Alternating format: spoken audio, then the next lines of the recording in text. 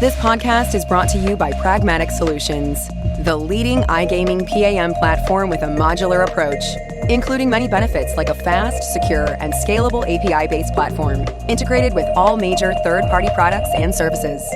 Make sure you head over to Pragmatic Solutions and join our smart thinking. And we are live. How are you doing today, Vladimir? Awesome, Pierre. Thank you. Good stuff. Good. I'm doing fantastic here. Thank you. It's been a long time coming, actually, Vladimir. You've been on my radar for a while here. You're obviously the CCO of Evoplay, and you've been a little bit here and there in the news from time to time in the last year or 2 years. I saw that you were nominated as the Influencer of the Year here at Sigma Awards recently as well. So this as a starting point here, perhaps, Vladimir, it'd be interesting just to hear a little bit of an introduction. You've been with Evoplay for a couple of years. You come from crypto before that and from other industries. But from your own words, like what's the background of yourself so far? To be honest, in my 30, I've already changed about 7 different niches because I'm sure that the marketers and like sales guys, they need to try themselves in different niches, just at least to understand how things are working. There's, for example, outsource has given like a very huge impact on how to build sales process when they're like some kind of venture capital is giving you a full understand how to build B2B marketing in better way. And returning to your first comment, I even expected to win Influence of the Year, honestly, but something goes wrong. So I hope next year we'll be more lucky on this. But I'm with Evoplay more than like three years, and this is like the initial. The company is a bit older, but there was the reborning of the company when they changed management, and I think the main advantage of Evoplay right now, and from the beginning, would give us a lot of options, a lot of pluses, that a lot of guys inside the company, they have different experience from different companies, from different views. And to be honest with you, I can't remember the first 20 members, at least somebody who was working in the industry before. We were hiring a lot of different guys from all the niches that we can find, except gambling. Because our main goal was just to change this industry, and you can't change the industry when you're hiring the guys who are, I don't know, working 5-10 years in the industry. They're already like, they have a window looking at it, because like you're working 10 years in the industry. Hey, it's normal. So I think this is the most important thing that you need to know about me. Absolutely. And I'm curious to know a little bit more about Evoplay, actually, because, as a starting point here today, first of all, you're a game supplier and content creator through Evoplay, of course, and you are operating in an extremely crowded market right now with hundreds of game studios and tens of thousands of games that are all competing to be seen through the operators, of course. And so a question to you, like, how do you navigate this very crowded market? And you mentioned, of course, that one of the USPs here is that you are employing from outside of the industry and you try to do things differently. But can you talk a little bit more of how you have found success in Evoplay in such a difficult space right now? Do you know the rule that's called the Golden Circle rule? I haven't actually. No, tell me. I don't remember the initial speaker who told this. This is a TEDx speaker, and I really enjoy this experience. I never think how it is, but I always do this way, but never think why. So right. The Golden Circle rule is pretty simple. 90% of the companies, so there are 3 circles. The first circle is about what for. The second circle is how. And the biggest circle is what. So more than 90% of business owners of C-level, doesn't matter, so everybody who's entrepreneur and just in control some kind of business, they're starting off what I want to do, how I want to do it, and what for. I want to create games. How I don't know. I want to build, outsource company to create games. What for? I want money. Easy peasy. Right. When we're speaking about the companies like, I don't know, Apple, Google, Amazon, Tesla, there were thousands of them. They're working from initial circle. So the first thing, they start thinking what for, what I want to do, and what the reason of it exactly. Then how I want to do it.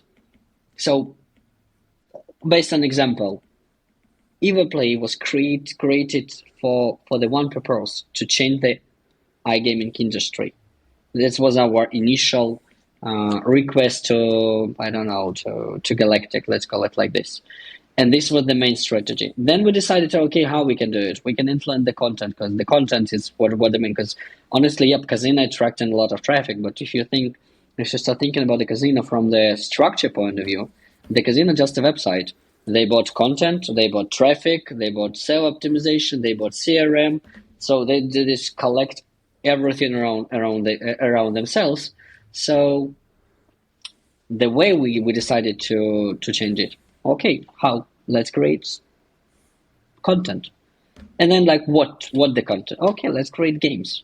But not only slot games. Then we decide, okay, let's create some kind of instant games. Let's create some kind of diversification, and so on, so on, so on. So this is the first diversification of, when we're speaking about Evoplay and other game providers. There are right now a lot of new providers that are really learning on us. They're learning on our experience, and this competition is driving you, because you know that you are not always. Why I'm loving iGaming. You can't feel always the leader. Doesn't matter what you're doing. We've seen, I think, tens of examples when the really non-compete leader, I won't name the company, just not to blame somebody, but I think everybody who is inside the industry, they will understand this. When we're talking about some kind of game providers, when like for 2 years, this game provider is taking their leadership all over the world, they're controlling everything, and then a new provider just coming like this and changing everything. Easy. And like for my 3 years, I've already seen it twice. And I'm sure that this is not the last example. And this competition, this feeling that somebody always behind you is giving you a really, really, really big punch to move faster, to move more aggressive, to be more smart, to be more trendy, to prepare something new, something cool, and so on. So this is the first thing. And based on this thing, we've created a lot of other things. So, okay, we started creating instant games. I think we're the biggest provider of instant games in the world. Probably we can, scientific games can have more profitable games, more interesting, because they're just really huge guys. But in compete with Europe, I know only several companies that, let's call it, how they call it, they look in on our games and inspired by it. Let's call it like this. So there are only several games that are producing some kind of big portfolio of instant games, and we always trying to create something new. We're always trying to change something. We're always using only high quality graphic. The games are more expensive than usual one, but for us it's much better to keep the quality than just to start making the quantity. Right. And on that note, you talk about innovation and trying to do things differently and changing the industry. Something remarkable about this industry, I think, is the fact that the real-based slot games for 100 years have been the choice for the gamblers.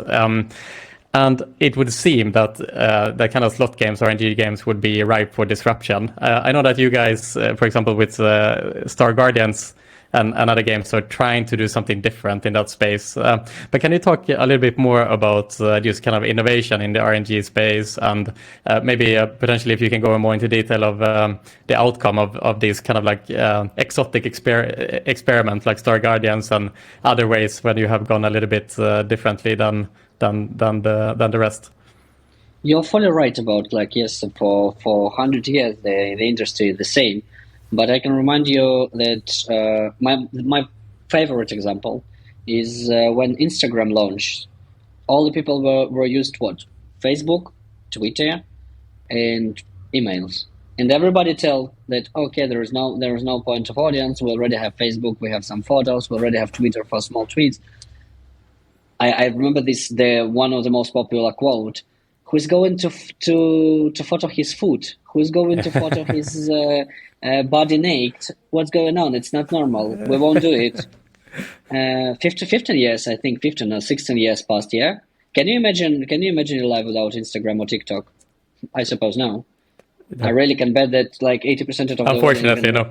Yeah. Unfortunately, no. And even like if you're not very inside of it, you need to use it because the social already told you that okay, if you're not using all this social network and you're not inside of it, something wrong with you. You need to use it at least like to keep you online. This is normal. And by the way, what is more important, Instagram has a very huge audience, but it didn't influence a lot of Facebook. They continue using Facebook and they continue using Twitter. So nothing changed. Probably some marketing budgets, yes, a lot of like some business values, a lot of influence from the economy point of view, blah, blah, blah, blah. But from the audience point of view, all these, until like last 2 years, all these social networks at the beginning, they were growing. And this is the most important thing here. The same I'm seeing in iGaming industry. At the beginning when we come to the industry, a lot of people told us instant games is, I want to use this bad word in podcast, but it's something that nobody will play. I told, okay, guys, no problem. We're ready to experiment. We have like enough resources to experiment, to test it. And yep, I can't tell you that, I don't know, all 50 games that we have from instant games portfolio, they are very popular. No. And we were ready for this. It was understanding from the beginning. We never told to investors, we never told to ourselves, to our teams, that hey guys, all the games will be bestsellers, they will be top, and so on. No, it's unreal. You need to test, you need to find your audience for the game, and so on. So I'm still trust, and I have arguments with the numbers that all the innovations can be popular. And when we're talking about innovations, I'm not talking only about like games like Dungeons, Star Guardians, and also some kind of new game that we're developing. We are developing them. We know what we're developing them for, and also we have a lot of customers, a lot of partners that understand this marketing strategy behind this. They understand why they should have or even must have some innovation slots inside of it. But when we're talking about innovation, so for example, penalty shootout, the same example, it's fully innovation from the mechanic point of view, and so this is changing the industry from another way. Not everything that is 3D is kind of innovation. When you're talking about innovation, you can change the mechanic, you can change the the bonus buy feature. It was a kind of innovation. It was nobody used it like before, like 2 or 3 years ago, and they just started becoming very, very popular only like probably last 2 years.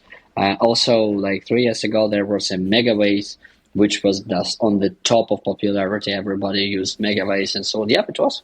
Right now, it's still popular in some markets, but some new features are coming. So I think there is always a window for innovation.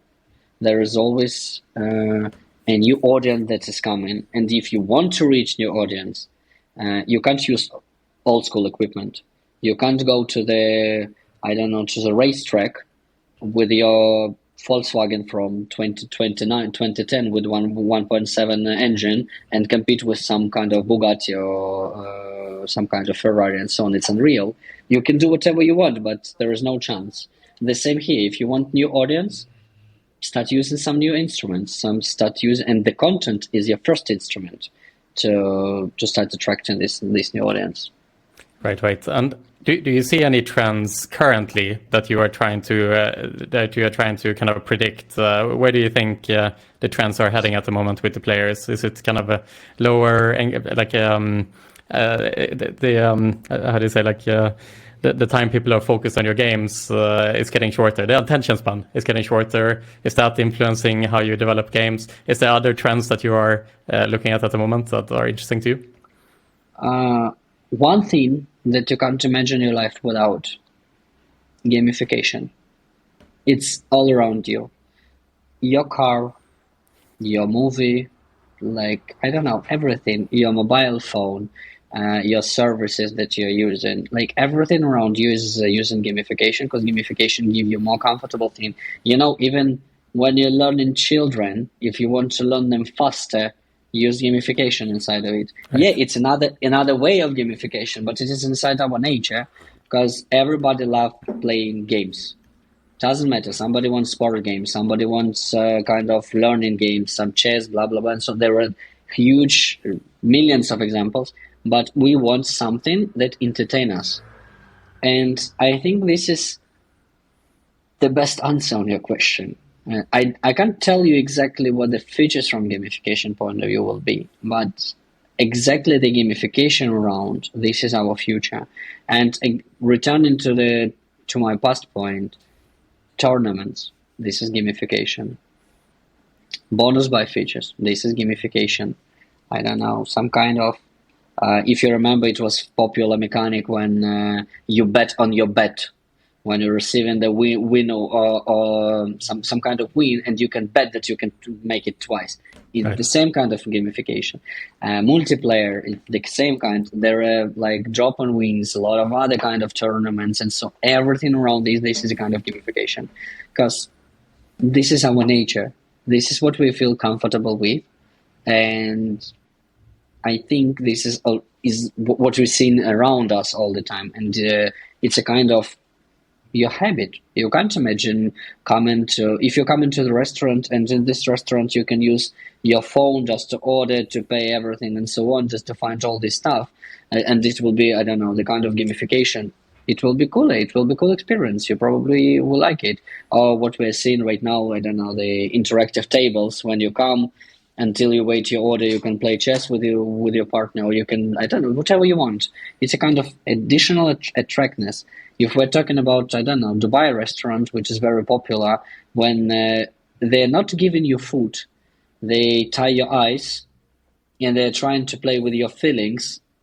This is the same kind of gamification. This is another kind of service, because gamification is just a new level of service. That's why I think iGaming industry is not exclusion of it, because it's the same people, it's the same nature, just another reasons of playing games, but habits are the same. If we take the kind of the game development aside, and we look at potentially upcoming markets and emerging markets, if you were to pinpoint one market that is especially interesting right now, which market would you pinpoint, and why? US. US? Always. Insane. Always.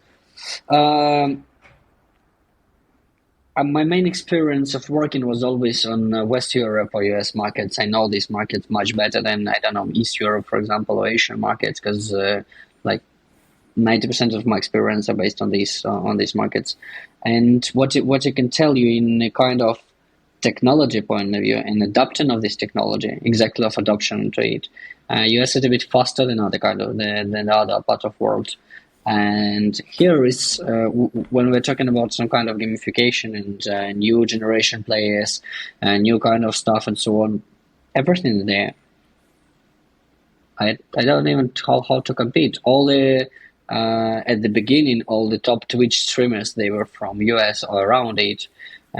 So all the technologies were developed around it or by this audience. So when we're talking about the most developed market from the technology point of view, yep, I will bet on USA. Yeah, interesting. A lot of stuff happening over there, of course. And I suppose the downside to the North American market, it must be a bit challenging for you guys, I suppose, is the fact that there's only a couple of operators that is essentially owning at least the entire regulated part of the market, and obviously there's the unregulated space as well. But that puts a lot of power in the hands of these few operators. What's your expectations with Evoplay on the North American market? Is it to kind of try to work with these major incumbents, like these 4 major players in the US, or are you looking to kind of work with a broader portfolio? How difficult is it to work with these major operators that are there? Is it a tough negotiations over in the US? In US market, there are several points of how to jump inside this market, and yep, if we're talking about license one for RNG, exactly, it's a bit tough. And honestly, I can't tell that the main difficulty is to work with these giants. Now, if you provide a really good content, if you are respectful, if you know how to build partnerships and really respect your partner, I think you won't meet this problem. I can't open all the secrets. I think you will see them not this year, but hope next year. But it's not the most difficult thing working here. But to receive all this license, to pass all these like due diligence and so on, this is a tricky moment, especially when you are not from that market and you're based in East Europe, like Cyprus and so on. To pass all these due diligence, all this license approval process, blah blah blah. So yeah, it's a very tough, but it costed. But also there is a big market based on social casino. There is some kind of other legal stuff that are not restricted inside US. And there are a lot of good partners that we can work together with and continue expansion of this market as well without any breaking of the law and so on, because we want really to respect it, because we are going to expand in the US market in all possible niches. Vladimir, you're the CCO of Evoplay, of course, and that means that you are responsible to drive revenues into the company. It's a lot of pressure, of course, and a lot of riding on your shoulders. And you spoke earlier in a different podcast about the fact that since you joined Evoplay, you and the team have managed to increase revenues by 800% in just a couple of years. That's obviously a remarkable achievement. And I want to just kind of go into a little bit more detail, like how, like say, obviously this is a team effort, of course, but like without thinking too much about the team, like what in your opinion has been your success in driving revenues to the company? And can you give a little bit maybe context to these numbers? 800% is a number, but it can mean anything. Like what are we talking about here? Very, very good question. Let me answer on the last question firstly. Like I will start from last one. Yeah. But 80% could be like from $10, up to 8,000, and it will be. But everybody knows the numbers in iGaming, and there are much more zeros in these numbers, and I think this is everything that I can tell about the. You sleep comfortably at night. Let's put it at that. Let's call it like this.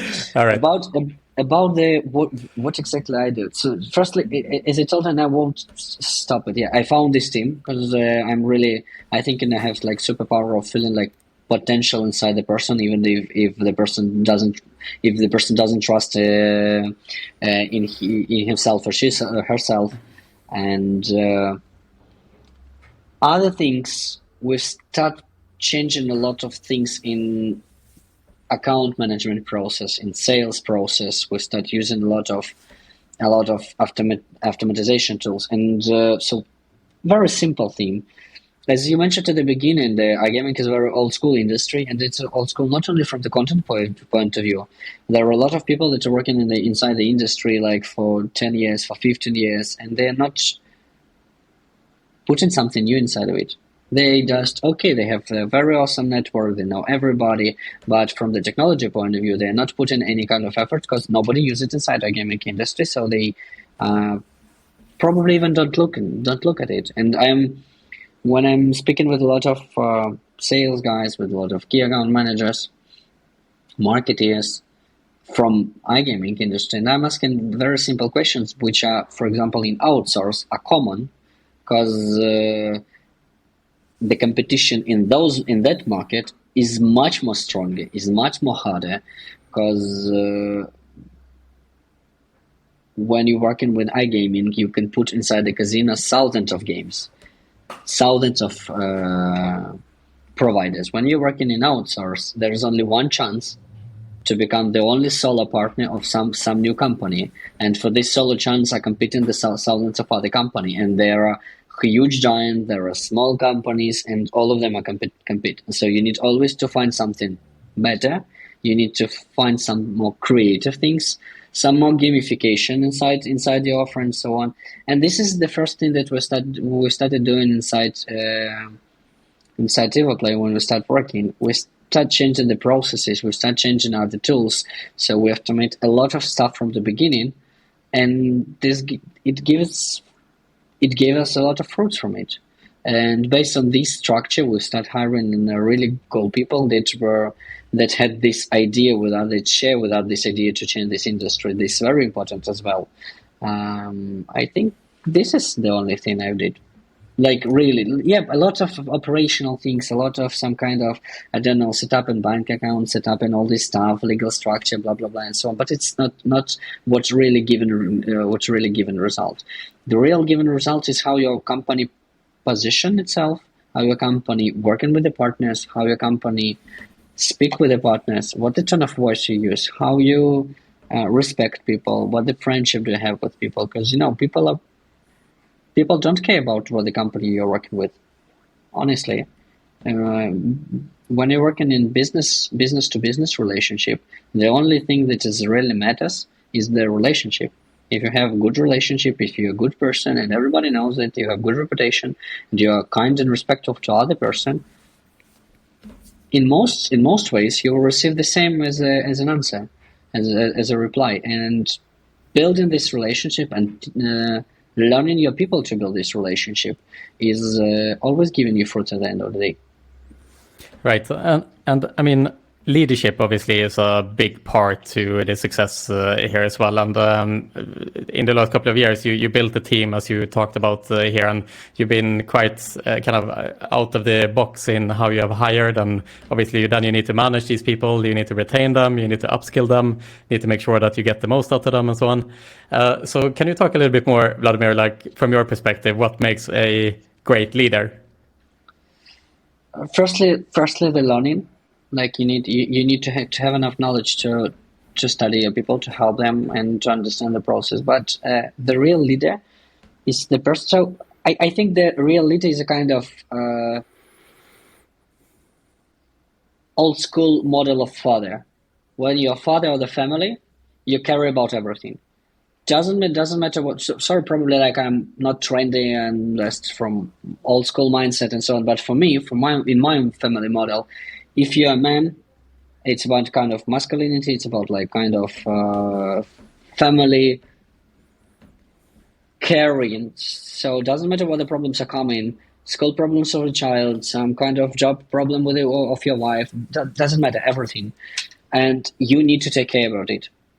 Your family need to be sure that you will take care, and they always help you and they always support you, because they know that you are caring about them and they will care about you. And this is the kind of leadership. The same as leader, you need to not to be like behind your team and tell them what to do. You need to help them, but you need to show them how to do it better and give them an option to realize it. And you need to help them to solve their problems. You need to help them they need to be sure that if something goes wrong, but they tried, you will support them here. You won't just, throw them out or just tell them, hey, like, forget, I will cut your salary, blah, blah, blah. A lot of bad examples how to influence people. They need to be sure that even if you're taking the junior guy or junior lady, you will take care of it, you will help them, and they will succeed in it.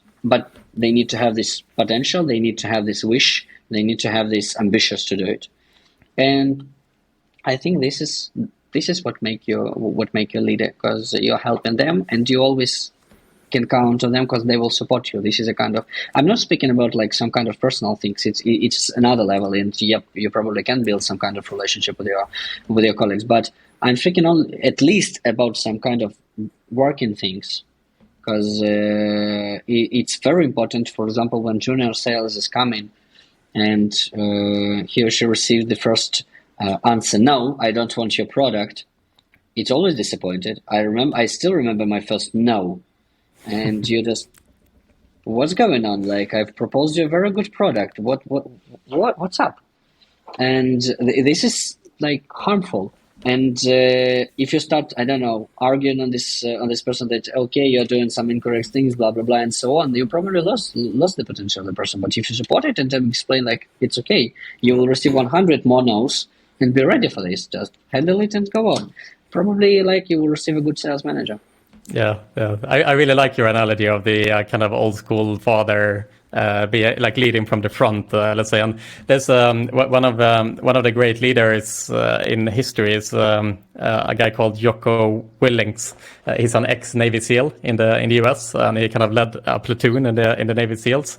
And he talks about extreme ownership as like a leadership principle, that whenever as a leader something goes wrong, as a leader you need to be the person that owns that mistake. So say for example that your marketing manager makes a mistake in a campaign and he doesn't deliver it on time.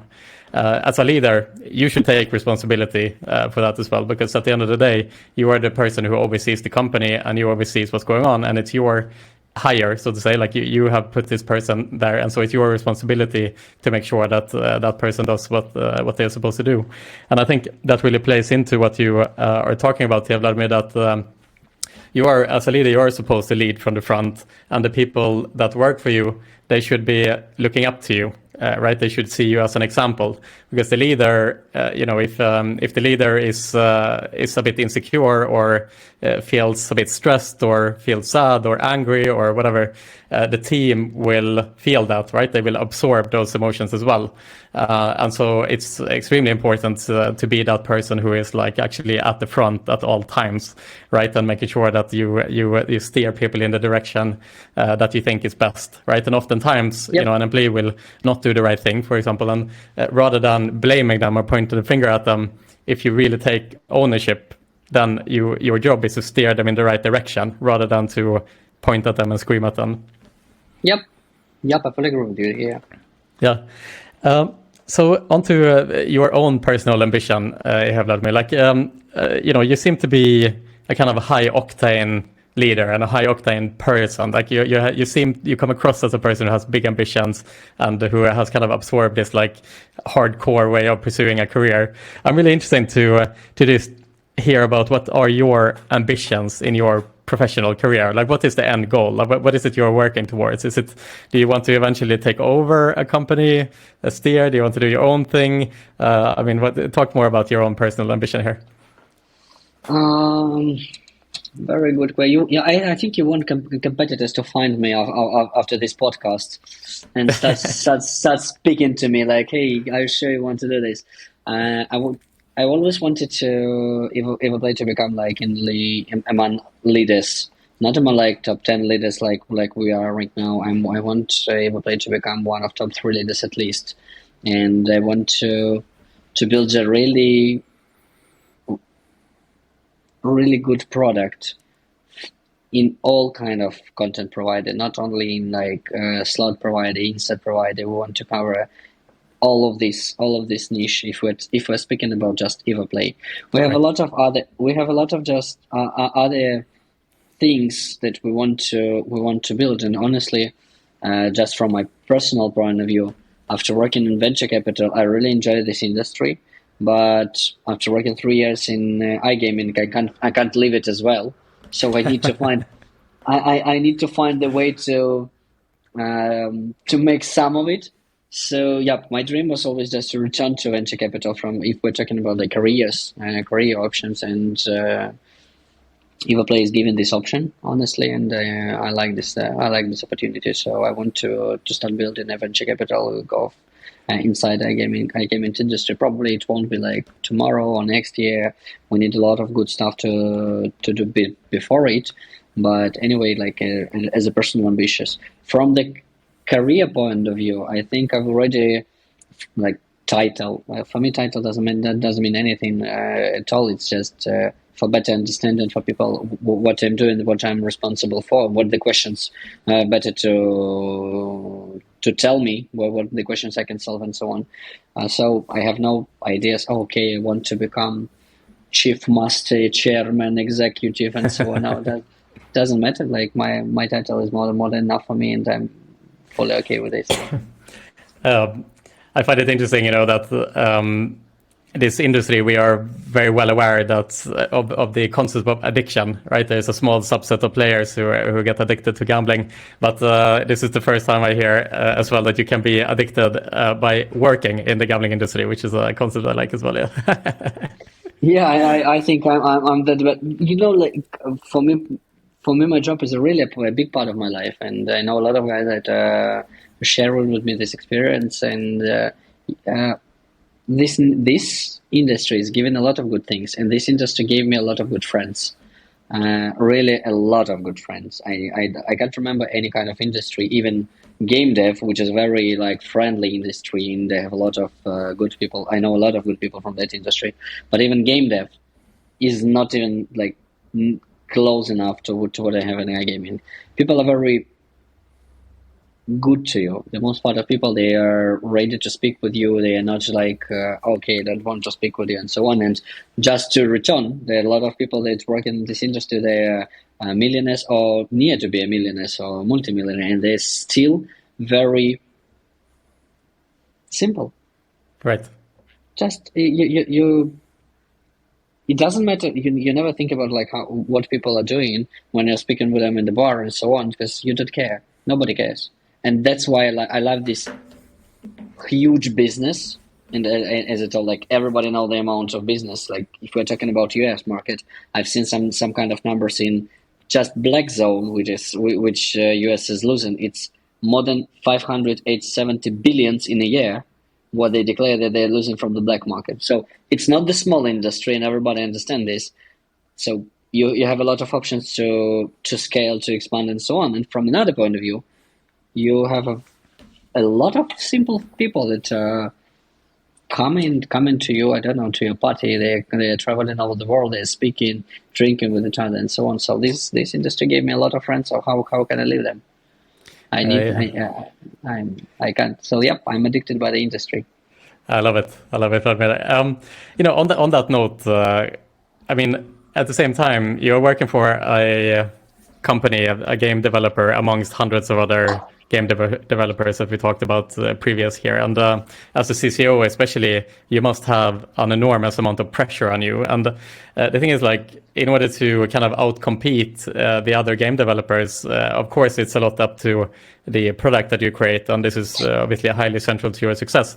But another part of the success is, of course, to, as you talked about as well, to create those relationships, to be out there, nurture those relationships, always be in touch with the client, always make sure that you are top of mind with the client. And, this kind of leads to a quite difficult conundrum, I would imagine, where, obviously working hard is like one of the cornerstones into finding success for you. So you can always message one more client before you switch off the computer, in other words, and this is an infinity loop, right? So my question to you, Vladimir, is like, how do you kind of find balance in your life between your work and private life without, working hard, but also make sure to work sustainably, let's say? What did you tell about like switch off the computer? Yeah. It's possible. It's possible to do it like this. I think this podcast won't be so popular because I'm not telling a lot of trendy things, but I can't tell that I'm finding this popular work-life balance when you're just working 8 hours a day, then you're not speaking on the weekend with the people, with their partners, and so on. If I have a partner, this is a partner. If my partner has some problems in 2 a.m. At Saturday, and she will call me and tell, hey, we have some problem here, please help us. And of course I will help, because this is my partner. That's why I'm not telling customers. It's a partner. It's another meaning of this word, and I can't tell it.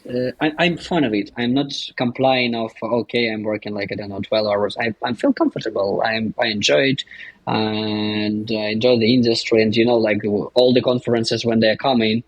How many hours are you sleeping? 2, not much. 3 hours a day. 2 or 3 hours a day. Possibly, if you are lucky enough, you will sleep 5 hours, and you will be the most luckiest person in your life for these nights. If you have time to sleep at least for 5 hours, and it's okay for everybody. It's a part of our life. We're already used for it.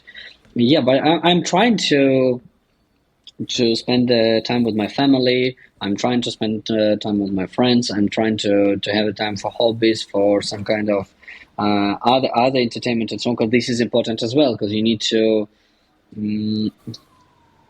turn off your brains to give them some kind of relax and rest. But I don't trust that, okay, you need to work only like 7-8 hours and then just forget about the job and so on. It's not about this. I don't trust that top managers have this option. I'm really Davy if somebody has, but there is always a way to make something better. So if you have like additional time, sleep less to do more. So I don't know, like I'm sleeping for 6 hours and I want to learn how to sleep like less hours, because I've already know a lot of people that just sleep less because they want to reach more.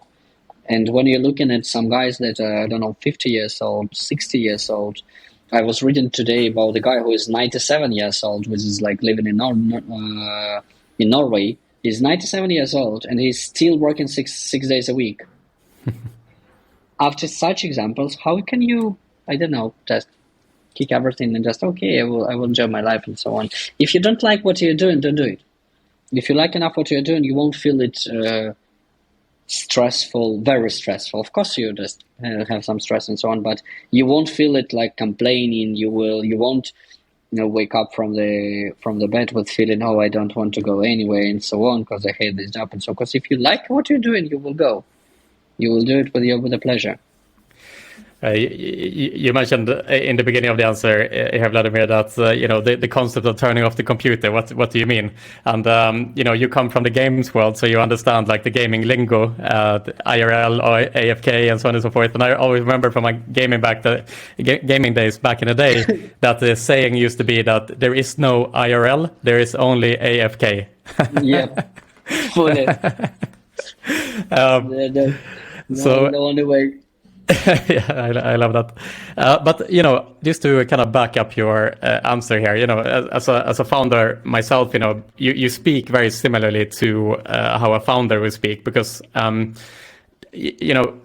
like people think that success is like something to aspire to, okay, and people think that the kind of ultimate goal in life, many think, is that they want to be successful and they want to be rich and wealthy, and they're going to be happier through that, so and so on and so forth. But I think that this choice that we have made, Vladimir and many others in the industry, of kind of pursuing success and kind of creating something of value, it's not exactly a straightforward answer, because it comes with sacrifice, right? And the fact that we have to pull in the hours, sometimes you have to put in those 12, 15-hour work days and so on and so forth.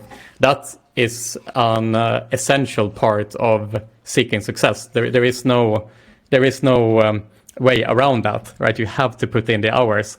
And so, there is an argument here that actually, if you want to maximize happiness in your life, that maybe pursuing like a successful career is maybe not like the optimal way of doing that. Like you may want to choose another path in life. And so I think that trying to find that work-life balance is just not always an option, right? And that's the red thread through almost everyone who is successful. But I think also it is very down to the personalities that we have, that some people are just very intense, right? Like they are just high achievers, and they get pleasure out of outperforming others, or to really prove that their ideas are actually something that will turn into something real. And the pleasure of then like doing that hard work and seeing all the kind of fruits of your labor eventually coming to life, that becomes the gratification at the end of the day. But I think that some people will just, as you mentioned here, the 96-year-olds for Norway will just always work hard the rest of their life, right? That's just who they are. That's just part of their personality. I think it will always remain central to us. Because they enjoy the process, not the result. Exactly. Result is a kind of award. You're not doing it for award. When you're going for marathon, it's not about award. It's about the process, and it's about everything. Whatever training you choose. So my favorite phrase about success is a kind of pregnancy. everybody seen the results, but now nobody knows how many times you slept with somebody to receive it. It sounds a bit another way, but I I love refrain. that. So yeah, and I don't think there's a kind of, and what is very different in the people from like successful people from non very successful.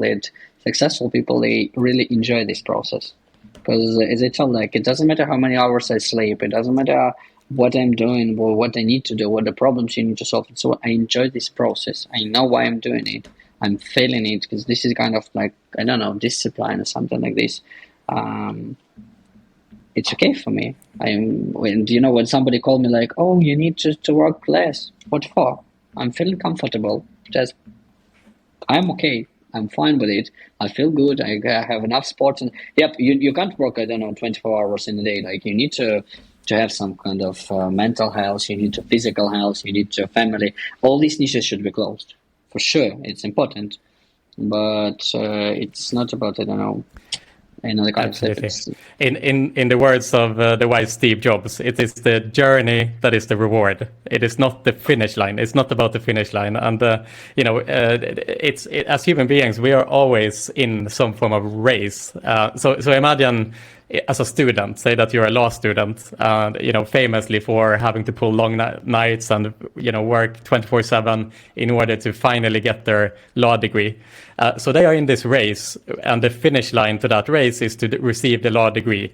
So you get to that point, and you celebrate, hallelujah, like we managed to go through these couple of years, and you got the reward, you got that diploma. But then the next day, you're working in McDonald's. You know what I mean? Like, you are thrown out to the wolves the next day, because you have to start from zero again. And so then you enter the next race, right? And so there is no finish line to this, right? There is just always about, as you point out here as well, Vladimir, it's the journey that is the reward. It's never about the finish line. I feel like if your goal in your career is to kind of seek some form of like ending, like where you sail into the sunset and you kind of done everything, like that is an illusion. It's just never going to happen. I think that's an important realization if you are pursuing like a high octane career. It's just about getting comfortable with being uncomfortable, I think. Yep, I fully agree with you. Another question on that note, Vladimir, is, as the CCO, again, I mean, you're taking part of your job, I would imagine, is to take very difficult decisions every single day. And this must put a lot of pressure on you and a lot of stress on you. Again, like how do you separate kind of the emotions from reason when you kind of go through your workday and you are faced with stress, or you're, as you mentioned before here, a big client says no, or maybe a big client does decide to not renew a contract, which is kind of like a blow to the gut, and something like that. Like, how do you manage those kind of negative feelings, and how do you go through the days kind of surviving these constant setbacks? I think, like after last year, Ukrainians have a special immunity from this feeling, like a kind of emotions, and this was a kind of our mentality, always to, I don't know, to follow stress and just to stay against it, because it's a normal life. We're always like fighting, but I'm always trying to learn people, to study people, not to put emotions inside the job. Because when you're working in huge business and you want to develop yourself in this business, and you're working with the sharks in this business, because if the person make millions in the casino, he is already a shark. He know how to speak with people. He know how to control your emotions. He know how to control his emotions. And if you want to work with these people, you need to control at least your emotions, because those person who doesn't control his or her emotions, he or she will lose. That's all. So to make all these decisions, to make doesn't matter. Like if told, like the huge partner doesn't decide not to continue the contract, and it's okay. It's being, even if you're losing a lot of profit, you need to understand the risks. You need to count the risk. You need to understand this, and then just pragmatically like decide what the decision to make. And this is not easy, but this is the practice and the kind of discipline. If you're a disciplined person, you need to you know how to wake up at the same time, for example, or just making some morning routines, some trainings, and so on. You'll fight yourself, like the discipline is, I think, the top priority for every fighter. And then you're not winning with your technique. Firstly, you're firstly winning with your brain. Then you are putting your technique, skills, power, speed, and so on. But the first, you're winning with your brain because you learn your opponent, you learn everything, you learn like weak and strength things, and so on. The same in business. If you're putting inside any kind of emotions, you will lose. You will lose any kind of negotiation. You will lose any kind of decision because, okay, what's going on? I don't know what to do and so on. Just, I don't know. Keep going. Just stop for a moment, analyze everything, put on the list, put the risks, compare everything, and make the decision. It's easy. I think this is the most important thing. But it's kind of what was learning from the childhood. And if you, as a person, you don't have this learning. Today is the right time to start it, not tomorrow, not yesterday. It's just today. You need to start disciplining yourself. This will give you discipline of emotion, discipline of your health, discipline of everything, of all the life. Right. You mentioned in the beginning of the answer, of course, the terrible war that broke out in Ukraine a little longer than a year ago. And correct me if I'm wrong, but Evoplay has Ukrainian roots. Obviously, yourself, Ukrainian. How did the war impact the company? What was your response when the war broke out? And how has the company been affected and changed, perhaps, since the war broke out in Ukraine? I can't tell that it doesn't affect. Well, first of all, a lot of people can't come home. A lot of people are still living there, and I still don't understand how all of these people are continue working honestly, because this is the highest pressure that we can even, I don't know, we didn't even see it in our nightmares, but they continue, and they're doing awesome result. That's why I will be grateful to all my team for the whole life, because honestly, I can't imagine. I wasn't in Ukraine at this, and I didn't see it. I just know what's going on. But I hear a lot of nightmare stuff that are going, and of course, it's influenced a lot of people from the psychology point of view, and it's difficult. A lot of people, a lot of friends are fighting. Some of our colleagues are fighting, and they went to the army and so on. Yep, from the personal things, it influenced a lot, and it continue influence, and it will continue influence until the war ended, until our win, and even after this, I think several years more. So it's not the thing that can disappear like this from your life. But from the business point of view, it's probably a kind of our mentality. You can't imagine that how not to tell these bad words, that somebody can come to your country and ruin your life and ruin the business, and based on this, he or she, they can ruin everything. No, the thing that you are coming, like, okay, we're in a shitty situation, okay, we don't know to what to do, because honestly, at the beginning, we didn't know what to do, but we're strong enough, let's do it.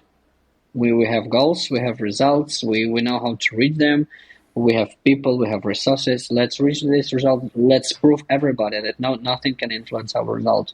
Nothing can influence our success. And this keeping us strong, just exactly to show to Russian that, guys, whatever you do, you will never destroy our economy. You'll never destroy our people. You'll never destroy our soul. You'll never destroy our freedom. Just forget about this. Fuck off to your home and just forget about this. Right. Build yourself. This is the kind of influence. It brought the Ukrainians together. Yep. Yeah. I think no one president in Ukraine can connect Ukrainians together like Russian president did. Yeah, amazing. Also, a question related to this is you're based in Cyprus now, of course, and Cyprus is quickly becoming the next hotbed in iGaming. I see a lot of people moving there at the moment, and obviously, since the war broke out, a lot of Ukrainians, also Russians, moving to Cyprus. Do you think kind of Cyprus is becoming the next big hub in gaming? And can you explain a little bit of like how big is the ecosystem in Cyprus right now? Do you also see this like more and more companies moving to Cyprus, and what's the future of the island, do you think? I think it will be a huge hub because in compare with Malta, Malta became very greedy, and this is the main issue of Malta because in iGaming industry everybody knows how to count numbers. They know how to count their money, and just initial, without any kind of special programs, some kind of stuff, and so on. 33% against 12% of taxes. Huge enough. On the revenues that are making inside iGaming industry, it's hundreds of millions. And right now here a lot of Ukrainians. There are some Russians as well. There is the biggest development of real estate here, and in 5 years they will build even in Limassol. I know that he will build a lot of new business centers, a lot of new homes, a lot of new buildings, and so on. Because there is billions of investment right now in real estate in Limassol, and I've already known a lot of companies from Malta, for example, that already moved or they are going to move because it's 20% without doing anything. So you're just doing the same things, you're doing the same stuff, the same amount of people, nothing changes, and you earn 20% more. It's simple mathematics. You don't need to be master of mathematics just to understand these numbers. And also there are a lot of more stuff to receive better things. And also I don't want to blame Malta. I love this island, but Malta is too small. Malta is too, how to call it? It's very undeveloped in compare with Limassol, even right now. I'm not even speaking about the whole Cyprus. I'm just comparing Malta with Limassol exactly. It's more undeveloped than Limassol because Eastern Europe provided a lot of big influence from the servers, from other kind, from entertainment kind, and so on. So, yep, answering your question, I trust that Limassol is going to be a very huge hub of iGaming industry. And you can go skiing in Cyprus. I had no idea. Like less than a year ago, someone told me you can go skiing in Cyprus. I was like, shut the fuck up, that's impossible. And then someone showed me like this massive, that's amazing to me actually. So yeah, what's not to love? You can ski and then in 20 minutes you go into the sea and have a sunshine. Amazing. Easy. What's not to love? I'll be coming over and say hi to you soon, that's for sure. Vladimir, to round things, I love it. Vladimir, to start rounding things off here today, just to kind of go full circle today. You know, we talked a lot about Evoplay, of course. We talked a lot about your own ambition and your own success so far in your own career and looking forward and so on. But if you were to give advice to kind of like young, ambitious professionals who are looking to climb this ladder of success and kind of dive headfirst into this difficult path in life, what advice would you give to them? Learn a lot. Never stop learning. Doesn't matter. Even if you think that you don't need this information, you already like reach something. Continue learning everything that you can learn. Discipline, always discipline. Create uncomfortable rules for yourself, and try to follow them, even if you hate them. But if you know why do you create these rules, try to follow them. Learn yourself not to be addicted to anything like you can't live without it. And of course, like a golden circle rule: stop building what, start building what for. Right. Great. Let's keep these 3 rules. Great rules for life. Vladimir, thank you so much for giving me your time today. I know you're a busy person, and I really appreciate all the insights here today. So thank you so much, and I wish you the best of luck, and I see you in Cyprus. Likewise, Pierre. Welcome always. I think you will see me in Malta a bit earlier than you come to Cyprus, but just call me. You have my number. Just call me, and I will be happy to meet you here. Absolutely. Anytime, my friend. Take care.